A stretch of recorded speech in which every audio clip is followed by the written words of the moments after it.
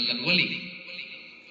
আসলে আরবিতে ওনার নাম খদির, আমরা বাংলায় বলি খিজির। খদির মানে সবুজ।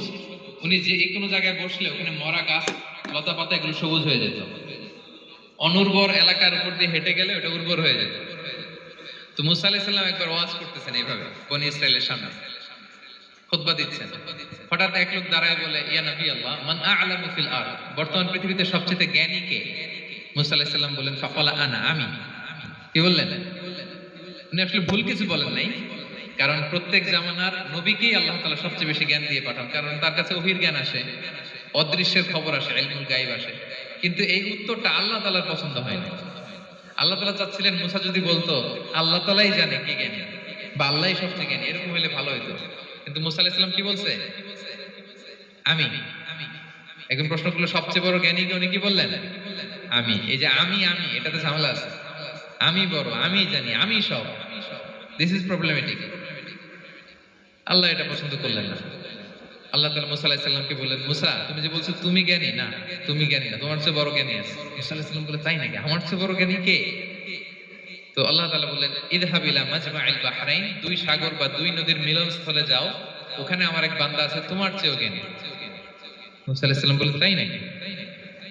তো আল্লাহ, আমি কিভাবে চিনি উনি কোথায় থাকে, কিভাবে বুঝবো? আল্লাহ বললেন, একটা বড় মাছ নাও, এটাকে ফ্রাই করো, এটাকে ফ্রাই করে একটা ঝুড়ির ভেতরে নাও, যেখানে এই মাছটা সাগরে ঢুকে যাবে ওখানে আমার বান্দাকে পাবে। তো উনি ওনার সহযোগী ইউশা ইবনে নুনকে নিয়ে হাঁটতে লাগলেন। হাঁটতে হাঁটতে এক জায়গায় ক্লান্ত হয়ে পাথরের পাশে বিশ্রাম নিলেন। ওই পাথর থেকে আবার এক ধরনের পানি বের হয়, এই পানিটারে বলে আবে হায়াতের পানি, মাউল হায়াত, জীবন নদীর পানি। এই পানি কোনো মৃত প্রাণী বা বস্তুর গায়ে লাগলে ওটা জীবিত হয়ে যায়।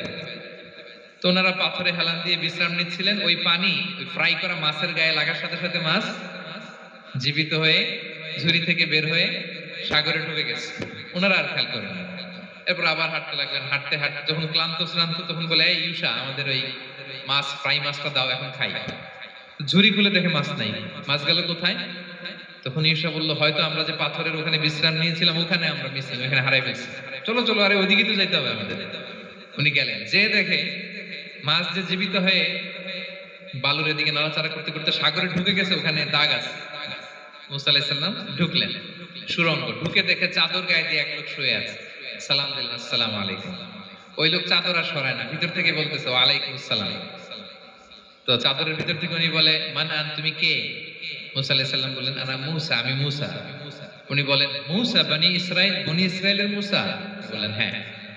কেন এসেছো? এবার চাদর খুললেন। বলতেছে, আপনার কাছ থেকে কিছু শিখতে আসছি। আল্লাহ বলছে, আপনি নাকি সবচেয়ে বড় জ্ঞানী। আমি ভুল করে বলে ফেলছিলাম আমি। আল্লাহ বলছেন যে আপনি নাকি জ্ঞানী। বলতেছে, না, তুমি আমার জ্ঞান নিতে পারবে না, ওই ধৈর্য শক্তি তোমার নাই। মুসা আলাইহিস সালাম বললেন যে, আপনি যে কোনো শর্তে আমাকে একটু রাখেন কয়েকদিন আপনার সাথে, আমি রাজি। বললেন, না, তুমি পারবে না। মুসা আলাইহিস সালাম জোর করতে লাগলেন। অবশেষে খিজির আলাইহিস সালাম রাজি হলেন।